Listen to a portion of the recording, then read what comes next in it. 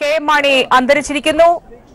കേരള രാഷ്ട്രീയത്തിലെ അതികായൻ, കേരള കോൺഗ്രസിന്റെ അതികായൻ K M Mani അന്തരിച്ചിരിക്കുന്നു എന്ന വാർത്തയാണ് ഈ മണിക്കൂറിലേക്ക് തുടങ്ങുന്നത്.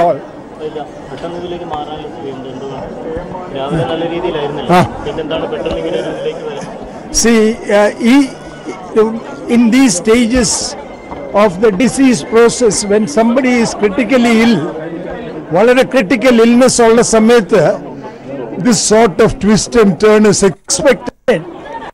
നമുക്ക് ഓരോ മണിക്കൂറത്തെ കാര്യമേ പറയാനൊക്കെ ഉള്ളൂ. ഒരു ദിവസത്തെ കാര്യം പോലും ഈ സിക്നസ് ഈ സ്റ്റേജിൽ നമുക്ക് എക്സ്പ്ലെയിൻ ചെയ്യാൻ പറ്റിയല്ല. Anyway, he died in peace. He had no struggle and it was a pleasant death. I would like വളരെ പീസ്ഫുൾ ആയിട്ട് വളരെ ശാന്തമായിട്ടുള്ള മരണമായിരുന്നു. ജോസ് കെ മാണി അടുത്തുണ്ടായിരുന്നു, എല്ലാ പെൺമക്കളും അടുത്തുണ്ടായിരുന്നു, കൊച്ചുമക്കളും ഉണ്ടായിരുന്നു. ജോസ് കെ മാണിയുടെ മൂത്ത മകള് പേരക്കുട്ടി ഉണ്ടായിരുന്നു.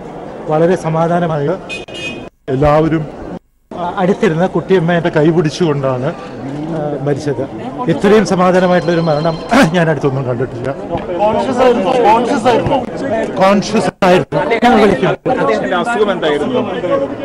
അസുഖം ക്രോണിക് ഒബ്സ്ട്രക്റ്റീവ് എയർവേ ഡിസീസ് എന്ന് പറയും. 13 വർഷമായിട്ട് ആസ്മ ഉണ്ടായിരുന്നു. ഇടയ്ക്കിടയ്ക്ക് ഈ ആസ്മയുടെ റിലപ്സ് വരും. ഈ പ്രാവശ്യം വന്നപ്പോൾ വളരെ സിവിയർ ഒരു ഇൻഫെക്ഷനാണ് വന്നത്. ആ ഇൻഫെക്ഷൻ കാരണം കിഡ്നി ഫെയിൽ ചെയ്തു. പിന്നെ ഓക്സിജൻ തന്നെ ഈ കഴിഞ്ഞ 3 ദിവസം നിൽക്കുകയായിരുന്നു. സാച്ചുറേഷൻ ഓക്സിജന്റെ levels were not up to expectations, but still he was fighting the illness. Thank you. Body body will be yeah. Yes, I said that he is getting better this morning. പക്ഷെ ഇങ്ങനെയുള്ള സംഭവങ്ങളിൽ നമുക്ക് ഒരിക്കലും predict ചെയ്യാൻ പറ്റില്ല. ഈ age and the illness of stages in death process is not in our hands.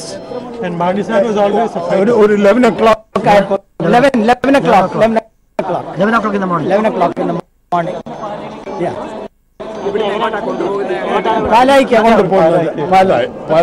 പാലായിക്ക് ഒരു ജോസ് വന്ന് പറയും. Jose is coming to talk to you. Jose 4:57. Thank you.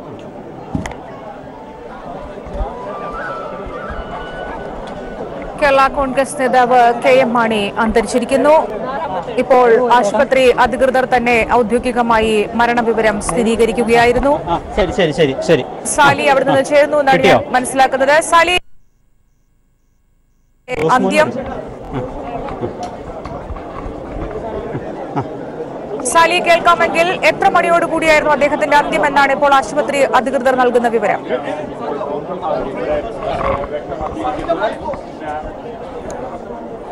4:57 Jose K M Mani അന്തരിച്ചത്.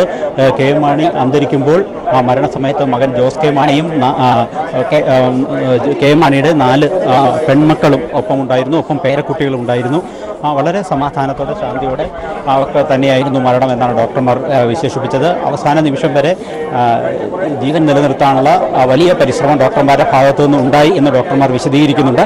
ഏതായാലും അല്പം മുമ്പ് 4:57 രാഷ്ട്രീയ രംഗത്തെ അതികായൻ കെ എം മാണി അന്തരിച്ചു. കൊച്ചിയിലെ സ്വകാര്യ ആശുപത്രിയിലായിരുന്നു അന്ത്യം. 86 വയസ്സായിരുന്നു. ഏറെ നാൾ അദ്ദേഹം മന്ത്രിയായിരുന്നു. ദീർഘകാലം കേരള രാഷ്ട്രീയത്തിൻ്റെ തലപ്പത്ത്, കേരള കോൺഗ്രസ് രാഷ്ട്രീയത്തിൻ്റെ ചെയർമാനായി ഒക്കെ പ്രവർത്തിച്ച നേതാവാണ് ഇപ്പോൾ വിട പറഞ്ഞിരിക്കുന്നത്. നമുക്കറിയാം, ഏറ്റവും അധികം കാലം നിയമസഭയിൽ അംഗമായിട്ടുള്ള നിയമസഭാ അംഗങ്ങളിൽ ഒരാളാണ് കെ എം മാണി. മാത്രമല്ല 1965 മുതൽ ഇതുവരെ അദ്ദേഹം നിയമസഭയിൽ അംഗമായിരുന്നു. 65-ൽ പാലാ നിയമസഭാ മണ്ഡലം രൂപീകരിച്ച കാലം മുതൽ കെ എം മാണിയായിരുന്നു മണ്ഡലത്തെ പ്രതികരിച്ച്. അങ്ങനെ അതടക്കം ഒട്ടേറെ റെക്കോർഡുകളുടെ ഉടമയാണ് കേരള രാഷ്ട്രീയത്തിലെ അധികാരി എന്ന് വിശേഷിപ്പിക്കാവുന്ന കെ എം മാണി അന്തരിച്ചിരിക്കുന്നു എന്നുള്ളതാണ് ഏറ്റവും പ്രധാനപ്പെട്ട ദുഃഖകരമായ വാർത്ത. അദ്ദേഹത്തിൻ്റെ മൃതദേഹം ഇപ്പോൾ കൊച്ചിയിലെ സ്വകാര്യ ആശുപത്രിയിലാണ് ഉള്ളത്.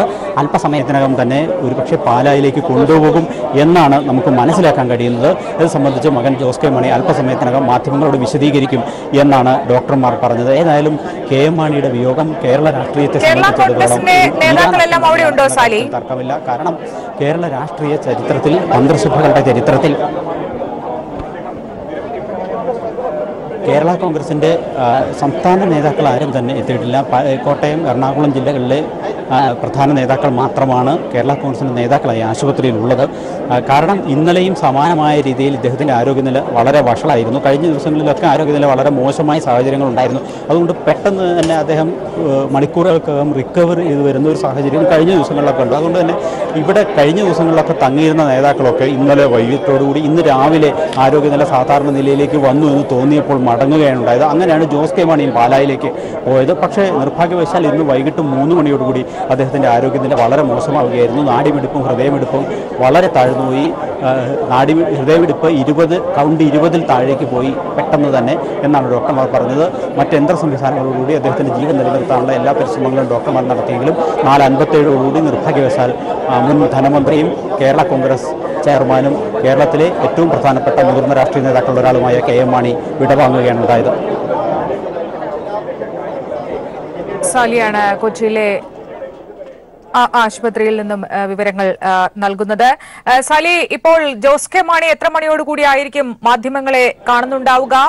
ഇപ്പോൾ തന്നെ മൃതദേഹം പാലയിലേക്ക് കൊണ്ടുപോകാനുള്ള സജ്ജീകരണങ്ങൾ അവിടെ നടക്കുന്നുണ്ടോ?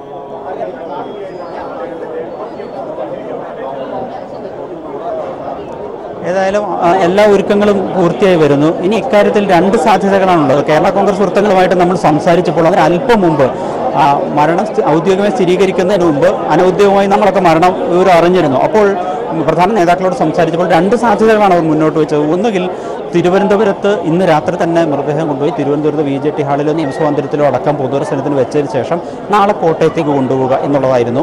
പക്ഷേ അദ്ദേഹം ഏറെ നാളെ ചികിത്സയിലായിരുന്നു. അത്രയധികം മണിക്കൂറുകൾ മൃതദേഹം സൂക്ഷിക്കാൻ പറ്റിയ ഒരു സാഹചര്യമാണോ തുടങ്ങിയ സംശയങ്ങൾ ഇവർക്കുണ്ട്.